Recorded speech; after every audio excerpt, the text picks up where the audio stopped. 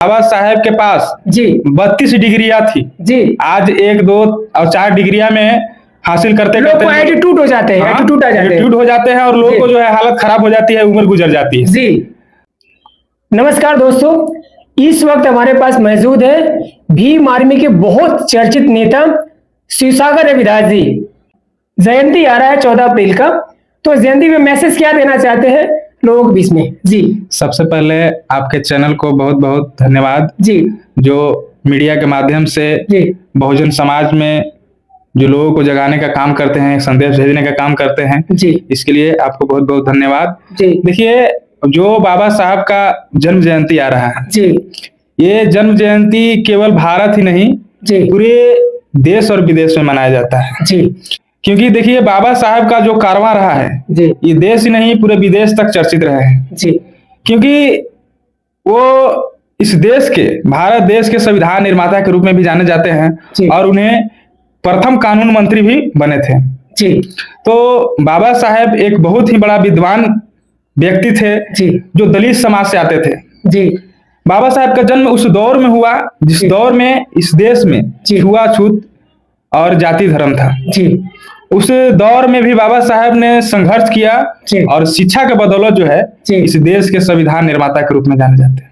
ये भारत ही नहीं पूरे देश लेवल के बता रहे हैं। बाबा साहेब के पास 32 डिग्रियां थी आज 1, 2 और 4 डिग्रियां में हासिल करते करते एटीट्यूड हो जाते हैं, एटीट्यूड हो जाते हैं और लोगों को जो है हालत खराब हो जाती है, उम्र गुजर जाती है। जी तो समझ लीजिए कि बाबा साहेब के पास 32 डिग्रियां और 11 भाषा का जो है नॉलेज था, ज्ञान था। जी तो समझ लीजिए कितने विद्वान थे। बाबा साहब ही एक ऐसे व्यक्ति हैं जिनकी देश ही नहीं पूरी दुनिया में उनकी जयंती मनाई जाती है। जी जो देश नफरत करता है, जैसे कि आप जानते हैं पाकिस्तान जो है भारत से नफरत करता है, लेकिन बाबा साहब की जयंती भी वो मनाता है। जी जी क्यों मनाता है? क्योंकि बाबा साहब ने उस तरह के कार्य किए, लोग उनसे प्रभावित हुए।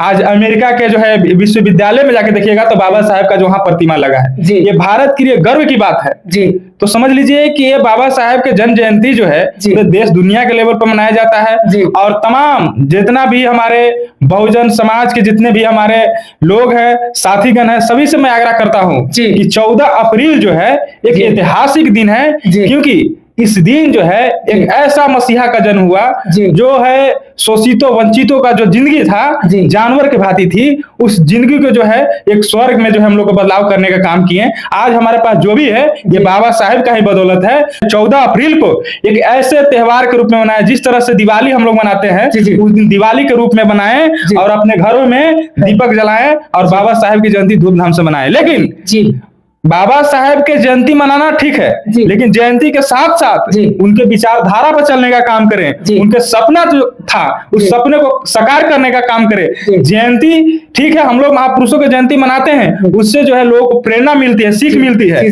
तो देखिए, जयंती मनाना ठीक है, लेकिन बाबा साहेब एक बात कहे थे कि देखिए मुझे पूजने की जरूरत नहीं है। बाबा साहेब भी पखंडवाद का विरोध किए थे और जो है हम लोग पूछते हैं एक पुरुष होता है, एक महापुरुष होता है। तो बाबा साहेब पुरुष नहीं महापुरुष थे, उन्होंने ऐसा कर्म किया तो हम लोग महापुरुष के रूप में उनको पूजते हैं। उनको तो इसलिए पूजा करना ये नहीं, बाबा साहब कहे थे कि देखिए मुझे पूजने की जरूरत नहीं, मुझे पढ़ने की जरूरत है और जो मैं मूर्तियों में नहीं किताबों में बसता हूं। तो ये बाबा साहब के कहना था, इसलिए उनके विचारों को भी जयंती के साथ साथ अपने परिवार में, अपने गांव में, अपने समाज में एकत्रित करके बाबा साहब के बारे में जानकारियां बताएं कि बाबा साहब हमारे लिए क्या क्या किए। अपने बच्चों को बताएं, अपने घर परिवार को बताएं, अपने समाज को बताएं बाबा साहब के बारे में।